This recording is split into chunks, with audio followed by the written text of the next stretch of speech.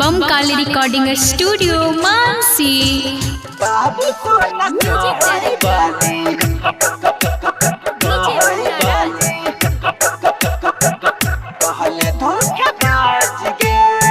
Presented by Bittu Yadav official. लोग सब कहै रहै ताहू कहल आज गे। लोग सब कहै रहै ताहू कहल आज गे। बाबू सोन कहै बाली कहल धोखेबाज गे। बाबू सोन कहै बाली कहल धोखेबाज गे। खेल रही दिल से हमारा जान गेलियो राज गे। खेल रही दिल से हमारा जान गेलियो राज गे। बाबू सोन कहै बाली कहल धोखेबाज गे। बाबू सोन कहै बाली कहल धोखेबाज गे। कहल धोखेबाज गे। Mix by Guddu Gudesh. बाबू सोन कहै बाली कहै बाली कहल धोखेबाज गे। कौन गलती के ऐसन दिलही तू साजा। कहीं कहीं पागल लोगवा लूटै छे मजा।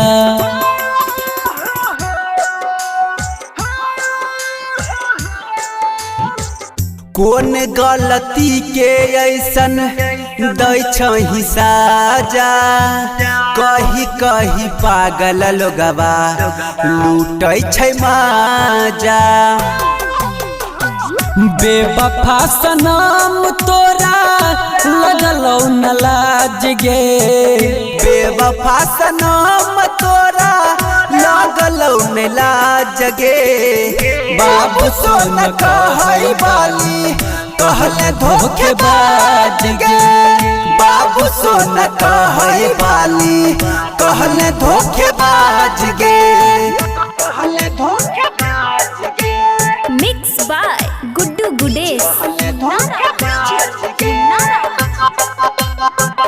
बाबू सोन कहै बाली कहै बाली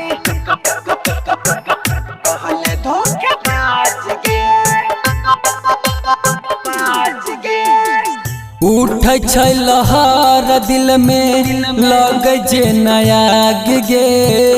दीवाना के दिलही तोई कलंक के दाग गे।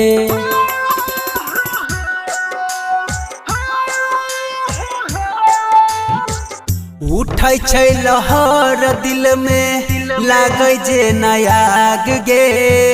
दीवाना के दिलही तू कलंक के दाग गे। गुड्डू धीराज के रहो तोरा पनाज गे। मनीष सुधीर के रहो तोरा पनाज गे। बाबू सोन कहै बाली कहल धोखेबाज गे। बाबू सोन कहै बाली कहल धोखेबाज गे।